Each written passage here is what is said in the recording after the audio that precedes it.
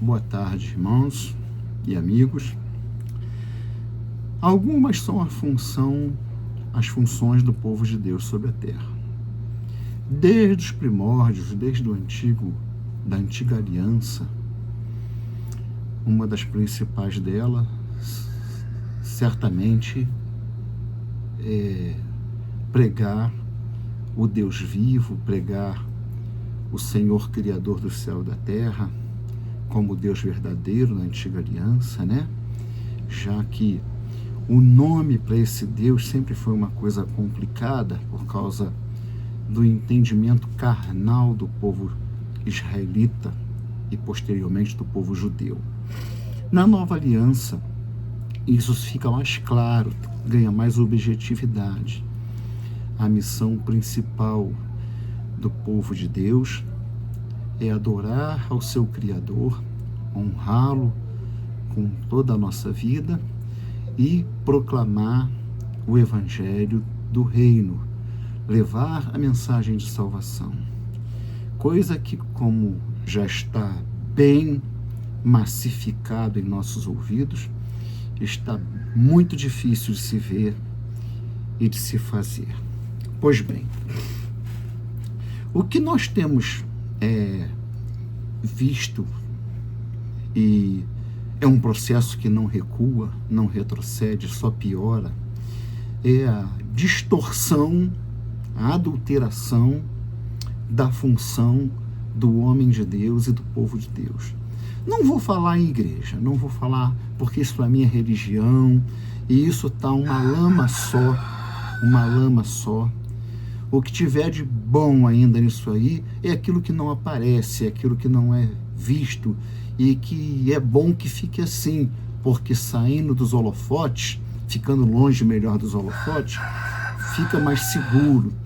Não reparem não que o meu galo quer alguma coisa comigo, ele sabe que eu estou aqui, ele vem para cá, pro canto de cá, que tem um vitrozinho aqui, ele fica daqui cantando para mim ir lá na porta.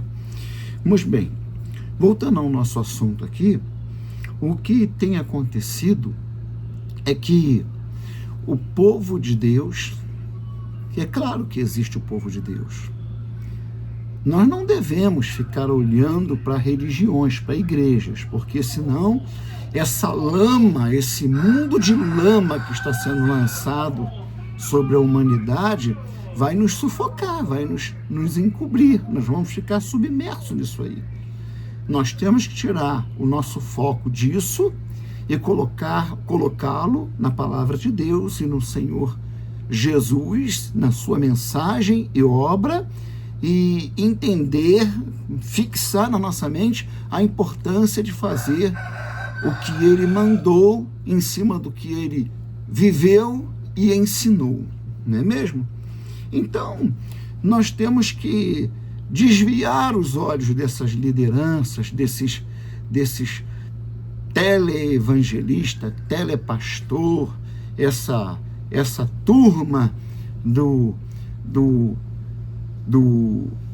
líder de milhões de seguidores, com seus programas televisivos e na internet, mostrando templos de 5.000 lugares, 20.000 pessoas, né? Querendo mostrar com isso que eles estão certos e é o trabalho que eles fazem e a maneira que eles fazem é que está certo, tendo isso como prova, como resultado.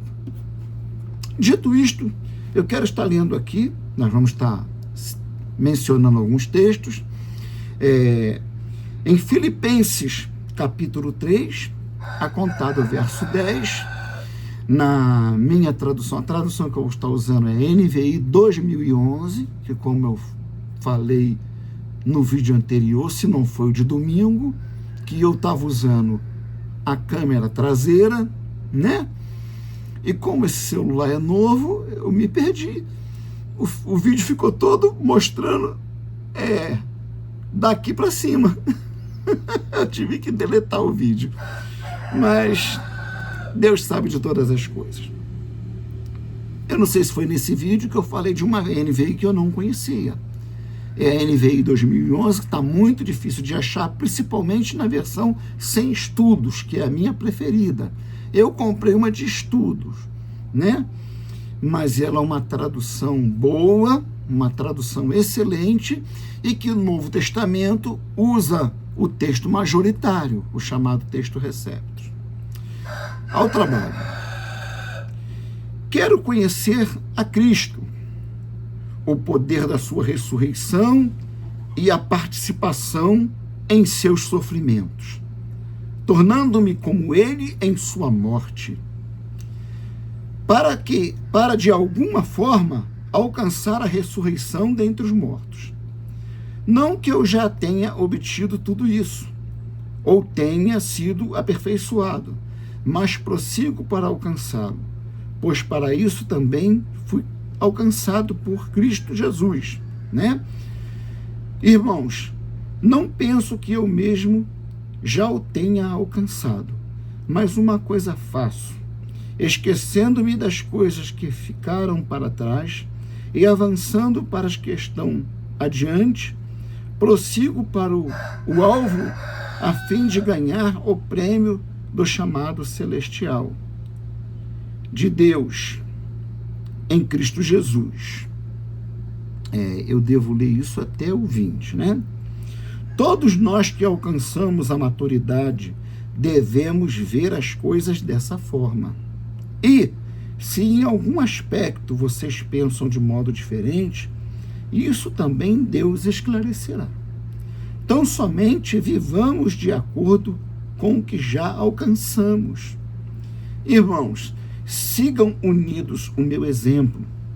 Observem os que vivem de acordo com o padrão que apresentamos a vocês.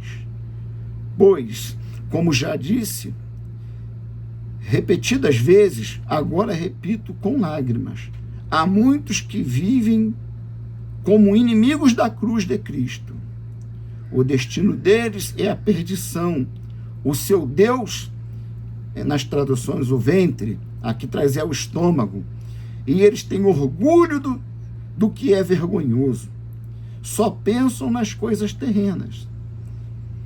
A nossa cidadania, porém, está nos céus, de onde esperamos ansiosamente o Salvador, o Senhor Jesus Cristo, Yeshua, o Mashiach, né?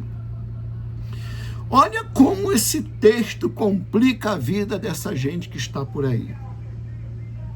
Olha as palavras que o apóstolo, o santo apóstolo de Deus, coloca e como ele coloca, e a distinção que ele faz, que já em seu tempo, essas pessoas que também hoje aqui estão, escolhiam viver da maneira errada e até se orgulhavam. Mas prestem atenção nas palavras fortes que ele coloca. Quero conhecer ao Mashiach, aqui traduz Cristo, né? Porque é tudo traduzido do grego. O poder da sua ressurreição e a participação em seus sofrimentos. Pegou.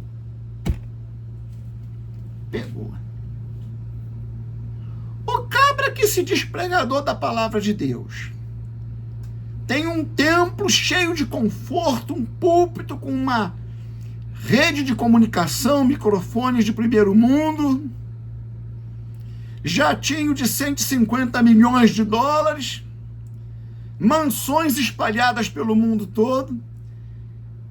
Um elemento como esse está desejando participar dos sofrimentos do Messias?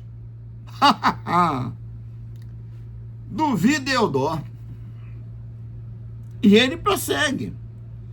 Para de alguma forma alcançar a ressurreição dos mortos. Não que eu já tenha obtido tudo isso, ou tenha sido aperfeiçoado, mas prossigo para alcançá-lo, pois para isso também fui alcançado pelo Messias, Yeshua.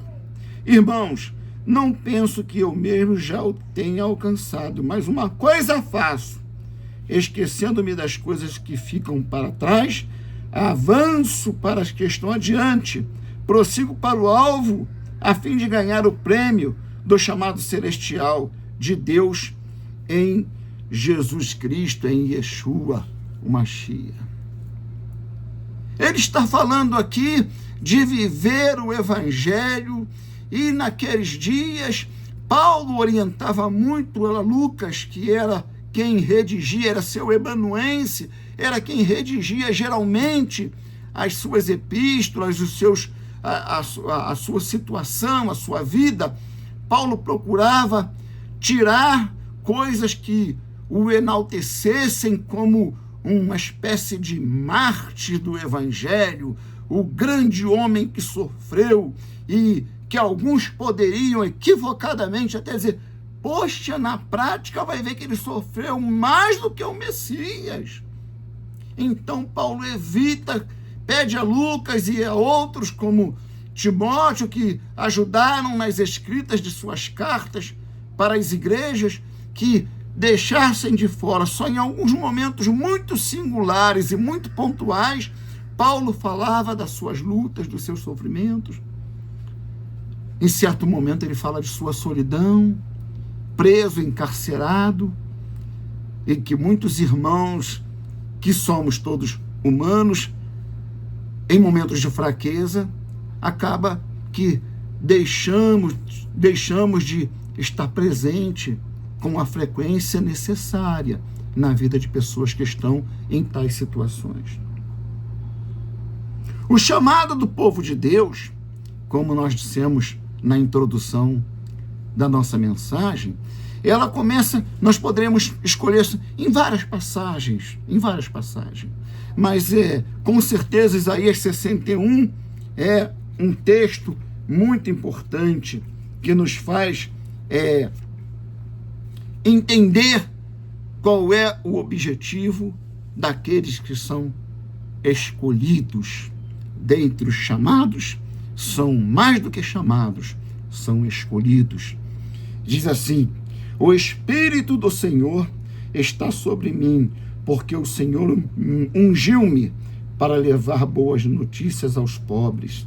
Enviou-me a cuidar dos que estão com o coração quebrantado, anunciar liberdade aos cativos e libertação das trevas aos prisioneiros, para proclamar o ano da bondade, o ano aceitável, do Eterno, e o dia da vingança do nosso Deus, para consolar todos os que andam tristes e dar a todos os que choram em Sião uma bela coroa em vez de cinzas, óleo de alegria em vez de pranto, e um manto de louvor em vez de espírito deprimido. Então, olha bem que já o profeta diz: eu fui enviado, eu fui chamado para anunciar liberdade aos cativos e libertação aos que estão em trevas, para proclamar o ano aceitável do Senhor. Enviou-me para cuidar dos que estão de coração quebrantado, para levar boas novas aos pobres. Aos pobres. O que nós temos visto aí, dentre toda essa lama que está aí, são pessoas que colocam ênfase em fisgar, em atrair e manter cativo o endinheirado. Aquele que tem Toyota Corolla, Toyota Hilux para dar de presente para pastor, Iatezinhos, oferta de alguns milhões de reais. Esses que são os salvos e abençoados para a chamada igreja que está em voga, que não passam de religiões, e como eu disse no vídeo que eu deletei e vou repetir aqui, religião é obra maligna. Não quero dizer com isso que toda comunidade que se reúne em uma igreja, em uma denominação, são todos malignos. Existem as exceções. Mas, via de regra, tudo que é feito pelas mãos do homem acaba caindo sobre a manufatura do diabo.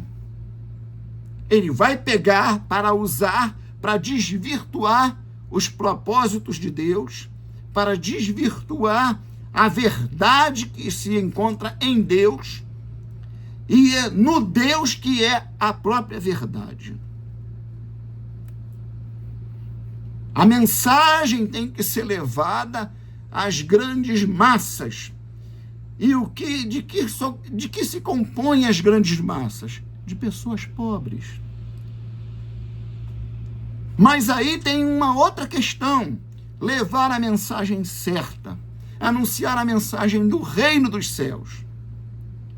Não é levar falsas esperanças de que o pobre vai sair da pobreza, vai se tornar uma pessoa de classe média, melhor de vida.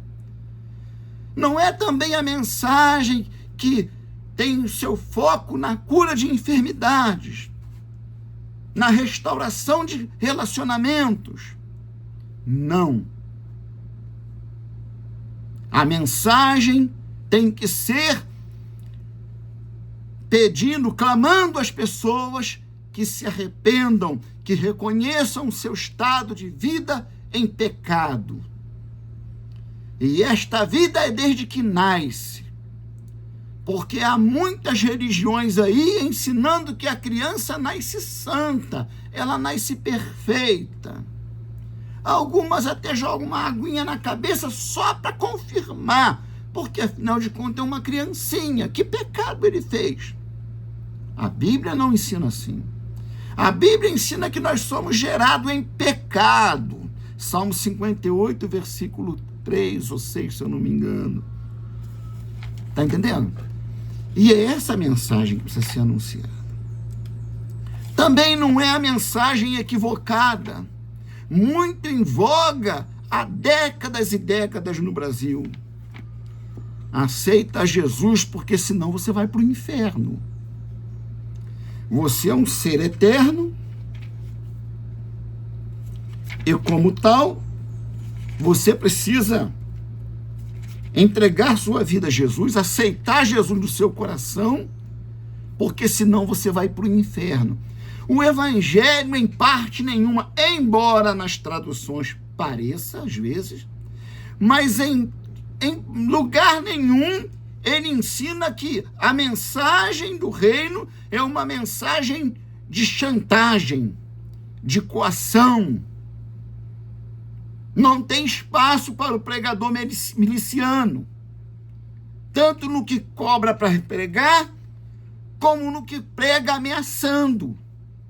Aceita, porque senão tu vai para o inferno.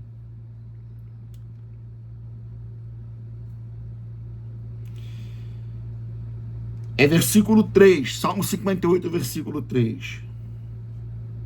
Os ímpios erram o caminho desde o ventre, desviam-se os mentirosos desde que nasceram. No Taná, no hebraico, o que está dizendo aqui é que o homem, na sua fecundação, no início do processo de gestação, na mulher, no ventre da mulher, ele já começou em estado de decaído. Essa é a mensagem que traduz-se do original hebraico. Agora, as traduções falam cada uma do seu jeito. Não vou aqui comentar se reprovo ou se aprovo, mas está aqui. Mas quando coloco o ímpio, não é o ímpio que está dizendo lá no texto hebraico, é o homem. Porque, se formos olhar ímpio na gestação, todos somos ímpios. Mas o texto, geralmente, quando cita ímpio, está se referindo a alguém que já adulto pratica e vive na impiedade. Voltando aqui ao nosso assunto, a mensagem, ela precisa ser perfeita. O apóstolo Paulo, por exemplo, em Romanos, ele vai nos falar, Romanos 10, a partir do verso 14, que para que o processo seja perfeito, é necessário que as pessoas ouçam a mensagem da salvação.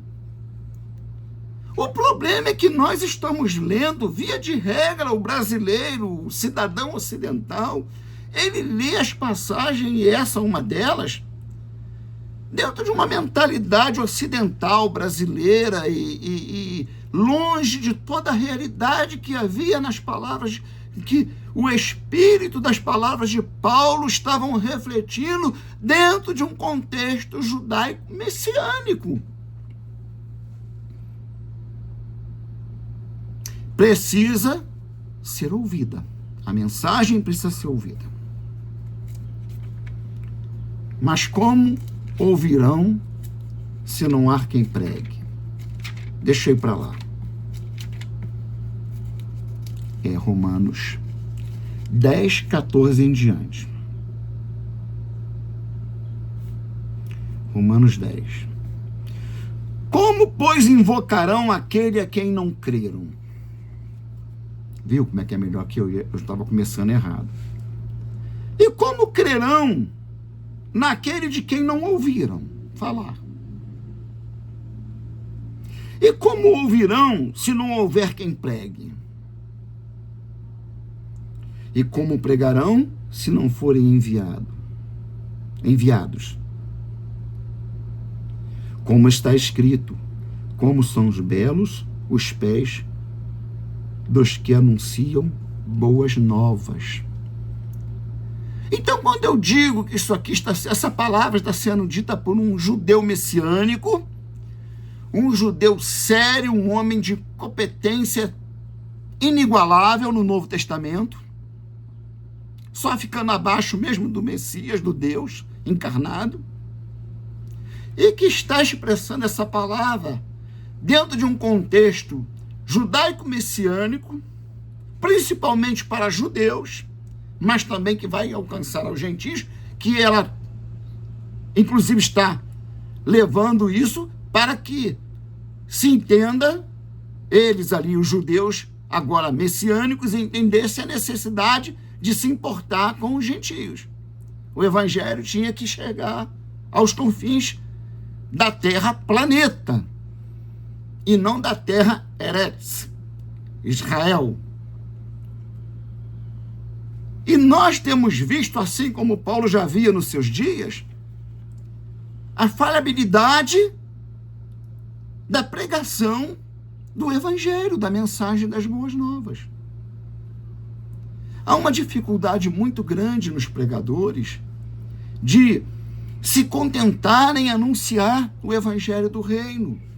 Porque, ao fazer isso, como ele diz aqui em Filipenses, vai ensinar a seu pastor, discípulo Timóteo, isso aqui não produz riqueza, e se por acaso houver chance de produzir, deve ser evitado. O conselho de Paulo é: não se envolva com riquezas, porque elas trazem grandes perturbações e grandes tribulações.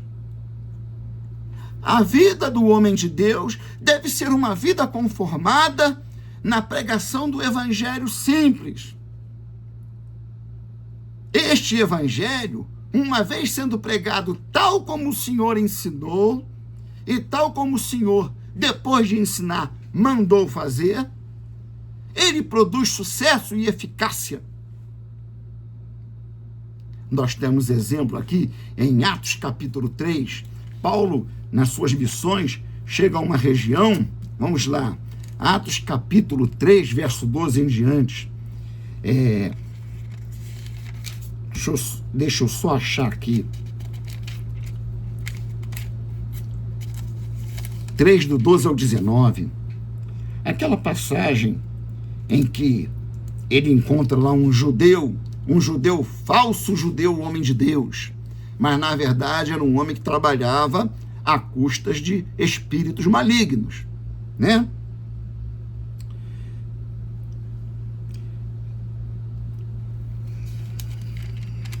Não, isso é Atos 13. Atos 3 é a mensagem de Pedro. A mensagem de Pedro. Mas vamos a ela, é um dos textos selecionados. Vamos a ela. Após entrar no templo chamado a Porta Formosa, é disso que trata Atos 3, eu confundi, pensei que fosse a missão de Paulo. A missão de Paulo está mais na frente. Aqui Paulo não era nem convertido ainda, né? Não era nem salvo ainda. Aqui Pedro entra e aquele coxo que vivia pedindo esmolas é curado, e o povo todo fixa seus olhos em Pedro e em João.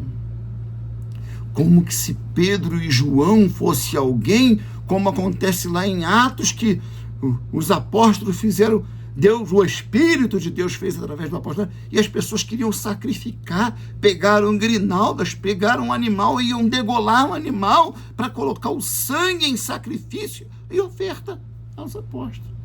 Os apóstolos tiveram que rasgar as roupas e gritar: parem com isso. Semelhantemente aqui, vendo isso, Pedro lhe disse: israelitas, por que isto vos surpreende? Porque vocês estão olhando para nós como se tivéssemos feito este homem andar por nosso próprio poder ou piedade? O Deus de Abraão, de Isaque e Jacó, o Deus dos nossos antepassados, glorificou a seu filho Jesus, a quem vocês entregaram para ser morto e negaram perante Pilatos, embora este, Pilatos, tivesse decidido soltá-lo. Aqui está um texto histórico, aceito inclusive pelo Israel de hoje, como um texto histórico, e que declara abertamente que quem matou Yeshua, olhando por essa perspectiva, foram os judeus e não os romanos. Os romanos permitiram que eles executassem a sentença que eles já tinham decidido, porque eles não podiam tirar a vida de ninguém por conta própria, que era proibido pelo Senado romano.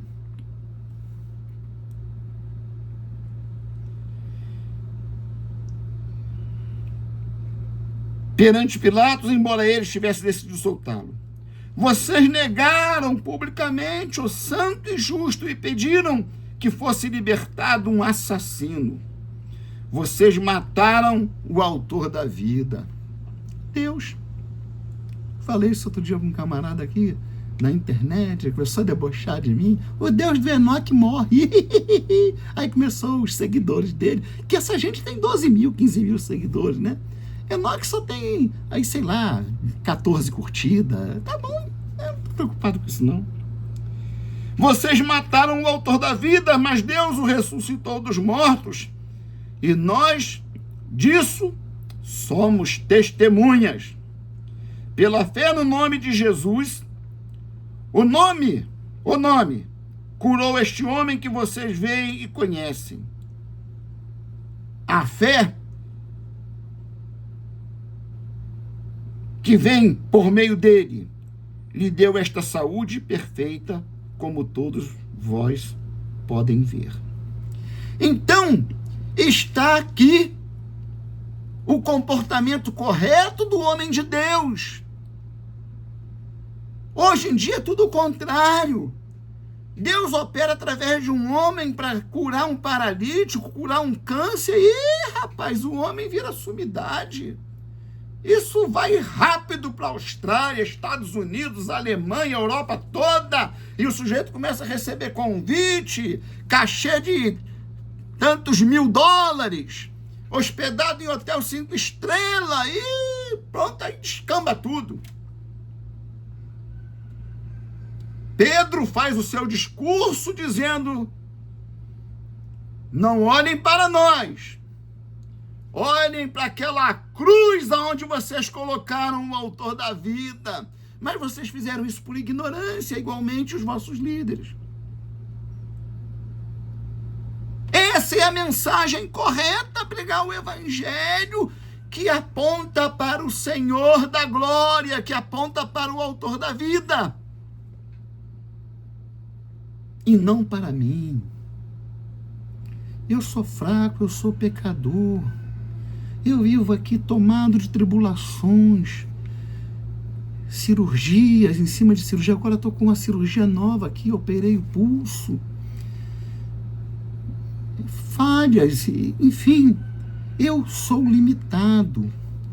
Eu tenho que dizer para meu próximo: creia nele, pela vida que ele mostrou, que ele viveu, pelo sacrifício que ele fez, e porque ele reclama o arrependimento dos pecados. Pois tá, isso é o contrário, irmãos. Dependendo do tamanho do dízimo, a pessoa nem pecadora é. É cá, santo de Deus, senta aqui no púlpito, dá a minha cadeira do lado direito aí para ele. Hoje está assim, e é por isso que a coisa está do jeito que está.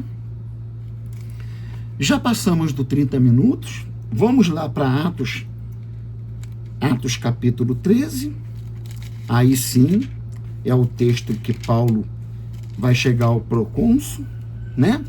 É Atos 13, do 2 ao 12. Eu não vou ler muito. Deixa eu me achar aqui onde eu estou. Atos 13, do 2 ao 12. Atos 13, né? Verso 2. Enquanto adoravam ao Senhor e jejuavam, disse o Espírito Santo: separai-me a Barnabé e a Saulo para a obra a que os tenho chamado. Assim, depois de jejuar e orar, impuseram-lhe as mãos e os enviaram. Enviados pelo Espírito Santo, desceram a Seleucia e dali navegaram para Chipre. Chegando em Salamina, proclamavam a palavra de Deus nas sinagogas judaicas, aonde, é claro, era permitido, né? Fora de Israel, proclamavam nas sinagogas judaicas. João estava com eles, como auxiliar. Viajaram por toda a ilha, até que chegaram a Pafos. Ali encontraram um judeu chamado Bar-Jesus. Aqui nessa tradução, traz separado, né? Porque Bar é uma expressão aramaica para filho, né? Filho de Yeshua, filho da salvação, filho de Jesus. Olha o nome do homem, filho da salvação, porque é esse o significado de Yeshua, da palavra Yeshua. Um judeu chamado Bar-Jesus que praticava magia e era falso profeta. Ele era assessor do procônsul Sérgio Paulo. O procônsul, sendo um homem culto, mandou chamar Barnabé e Saulo porque queria ouvir a palavra de Deus. Mas Elimas, o mágico, abre parênteses, esse é o significado do seu nome, opôs-se a eles e tentava desviar da fé o procônsul. Então Saulo, também chamado Paulo, cheio do Espírito Santo, olhou firmemente para ele, para Elimas, e disse: filho do diabo e inimigo de tudo que é justo, você está cheio de toda espécie de engano e maldade. Quando é que vai parar de perverter os retos caminhos do Senhor? Que ele era um judeu. E aqui a atmosfera já era outra do que era antes de Jesus surgir. Agora ele não só conhece os feitos dos homens de Deus na antiga aliança, como conhece o que aconteceu na nova aliança. Então ele estava pervertendo o caminho de Deus de forma, digamos, eficaz, se Deus não leva alguém ali para frear esse inimigo de Deus, esse filho do diabo. Saiba agora que a mão do Senhor está contra você, e você ficará cego e incapaz de ver a luz do sol durante algum tempo.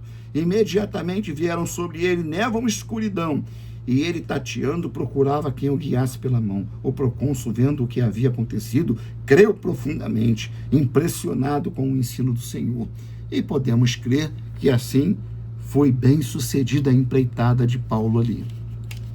Então, meus amados irmãos, nestes textos que nós temos aqui em Filipenses, Paulo descrevendo como deve ser a vida do homem de Deus, o homem que lança a mão no arado, mas não para olhar para trás, olhar para frente.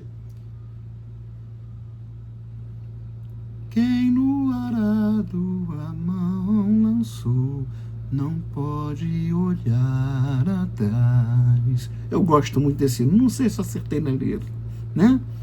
Mas é isso, é isso. E não colocar o foco do sucesso do nosso ministério na prosperidade, na riqueza.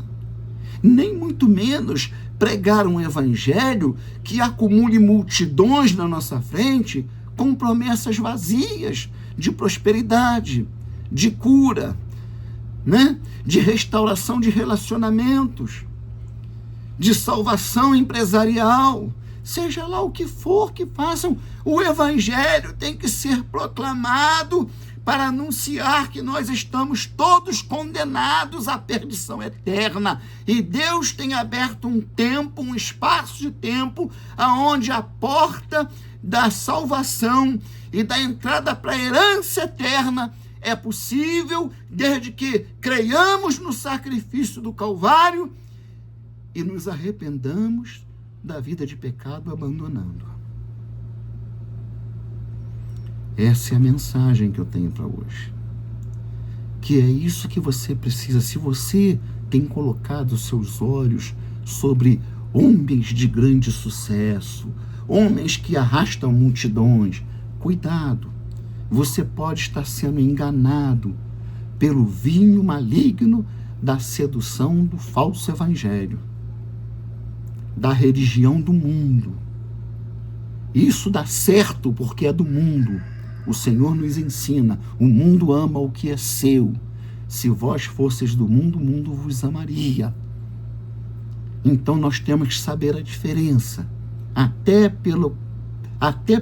de como o mundo nos trata, nós podemos saber se estamos no caminho certo, se nós estamos andando no caminho estreito e pela porta para passar pela porta apertada, ou se nós estamos no caminho largo, caindo nas graças das multidões e fazendo a vontade do diabo e não da vontade de Deus. Pregue o evangelho da cruz, pregue o evangelho da renúncia, pregue o evangelho do arrependimento. Que Deus vos abençoe, uma boa tarde. Até o próximo vídeo.